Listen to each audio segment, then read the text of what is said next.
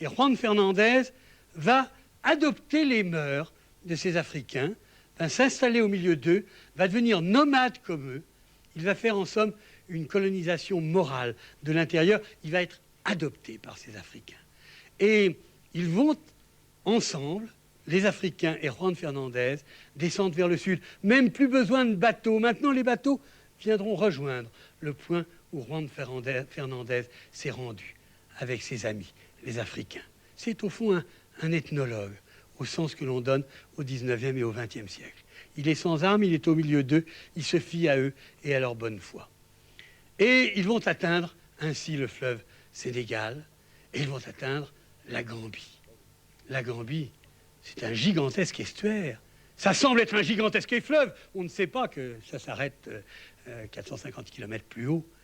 C'est comme la Tamise, un énorme estuaire pour un tout petit fleuve.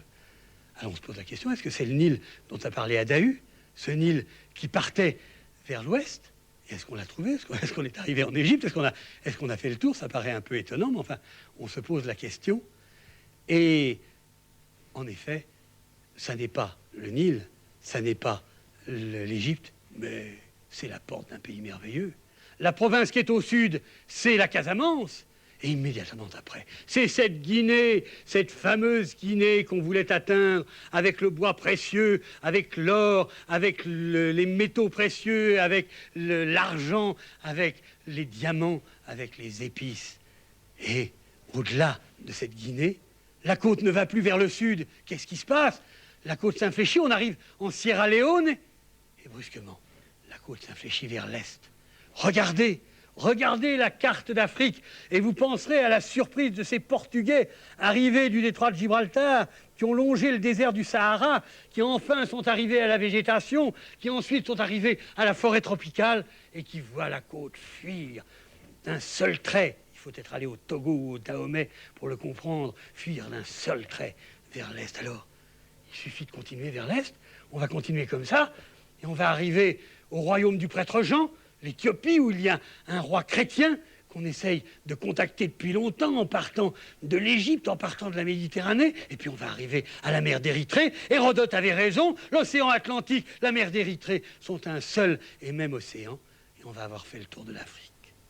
Eh non, l'enfant Henri ne le verra pas, pour la raison simple que ça n'est pas la vérité géographique. Mais pendant que Henri faisait conquérir l'Afrique, l'Europe a perdu la Palestine. Les croisades ont mal tourné, l'islam s'est emparé de Constantinople qui vient de tomber, et les nations chrétiennes se tournent vers le Portugal en demandant « Mais vous, qu'avez-vous fait ?» Et on se tourne vers le maître de la navigation portugaise, vers l'infant Henrique, et on lui dit aussi « Et vous, qu'avez-vous fait ?» Or, Henri aime les hommes. Mais il hait l'islam du plus profond de son âme, pas tellement pour des raisons religieuses. Il est ouvert aux autres croyances, et il le montre avec les Noirs d'Afrique. Mais l'islam, les Maures, ce sont eux qui ont assassiné son frère Fernando, ce frère qui est mort à sa place. Et contre ces Maures, pas contre ces hommes, mais contre cette religion, eh bien, il veut bien se battre. Et il décide de préparer une grande croisade. Il a 64 ans et il va participer à l'effort pour reprendre Constantinople et pour reconquérir le royaume de Jérusalem.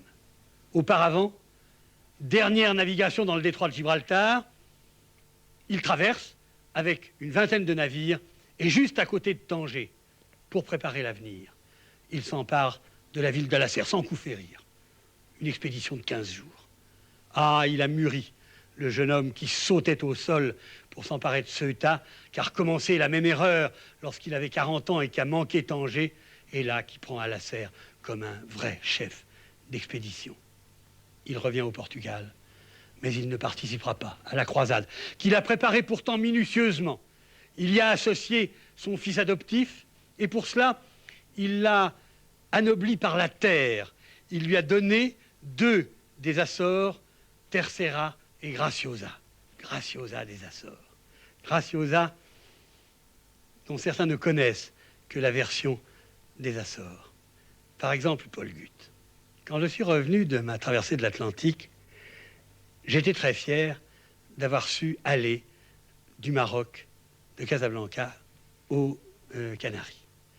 Et quand Paul Gut m'a demandé, au cours de ce voyage, quelle a été une de vos joies les plus grandes, et il s'attendait à ce que je réponde, c'est le moment où j'ai aperçu les premières Antilles, signe que j'avais traversé. Or, ce n'était pas ça. Lorsque j'ai perdu de vue la côte marocaine, je n'avais jamais navigué en haute mer seul. J'avais fait du cabotage, mais je n'avais jamais perdu la côte de vue. Et là, je me lançais vers les Canaries. Et les Canaries, il faut les trouver. Quand on vient du nord, il y a plus de trous entre les îles que d'îles entre les trous. Il fallait donc trouver les Canaries. Et le 10e jour, après avoir perdu la terre de vue, je m'endors en me disant, si tu as bien navigué, demain, à un moment donné, tu dois apercevoir une des Canaries. Je m'endors, et quand je me réveille, une des îles était là, sur ma gauche. Une joie incroyable m'a envahi, et j'ai regardé la carte. Cette petite île, on la reconnaissait à son dessin comme sur les instructions nautiques, c'était la toute petite île de la taille de l'île de Bréa en France, qui s'appelle l'île de Graciosa. Je raconte ça à Paul Gut, qui ne dit rien, et qui, dans un journal littéraire, dit la semaine suivante, quel étrange personnage, que ce navigateur qui raconte son arrivée aux Canaries en décrivant l'île de Graciosa qui se trouve aux Açores. Alors je lui ai écrit en lui reprochant de ne connaître la géographie que par le petit Larousse illustré qui ne donne des Canaries que les 7 îles principales et pas les petites. Et je lui ai dit, c'est vrai que je ne peux pas vous en vouloir, ils auraient dû vous préciser Graciosa, Canaries. Il faut bien préciser à certains Américains Paris, France, parce qu'il y a des paris aux États-Unis. Henrik donne Graciosa et Tercera à son fils adoptif, qui d'ailleurs va continuer son œuvre avec constance et courage, mais moindre efficacité, et il est surpris par la mort, qui le prend le 13 novembre 1460 à Sagres. Son corps sera emmené au milieu d'un immense chagrin populaire, car la géographie a montré Henri le Navigateur comme étant un homme seul, mais en fait, il a été soutenu par le Portugal entier. Le Portugal entier qui vraiment admirait, aimait cet homme intègre, qui n'avait jamais fait de mal à personne. Le peuple portugais soutenait cet homme, car il avait compris son chagrin intérieur, d'où sa froideur apparente. Ce peuple portugais qui déteste la violence, car une révolution comme la révolution portugaise, se serait-elle faite en Espagne ou en France, sans violence? C'était un homme doux, un peuple doux, qui pleure, son savant et son poète. Et on emmène son corps pour être enterré à côté de ses frères de la dynastie d'Avis et à côté du cœur de Don Fernando, qui avait été rapporté par les prisonniers libérés, par les morts, après la mort de ce prince. Il meurt, mais son œuvre continue. Diego Kang va découvrir l'embouchure du Congo, et de plus en plus vers le sud, ayant compris que ce golfe de Guinée n'était pas encore le passage vers la mer érythréenne. Bartholomé Diaz va franchir le cap qu'il appellera le cap de Bonne-Espérance, la bonne espérance d'atteindre la mer Rouge, et cette mer Rouge et ses Indes seront atteints plus tard par Vasco de Gama. 16 ans après sa mort, un homme arrivait au Portugal. Il s'appelait Cristobal Colón. Il n'avait pas encore dans l'esprit ce rêve de traverser l'Atlantique vers l'ouest et d'atteindre ainsi le Japon et la Chine. Mais un an après, ayant consulté tous les documents présents à la bibliothèque de Belém, présents à la bibliothèque de Lisbonne, il aura ce rêve dans l'esprit. Il ira trouver le roi de Portugal. Ce ne sera plus un Avis, ce sera un Bragance.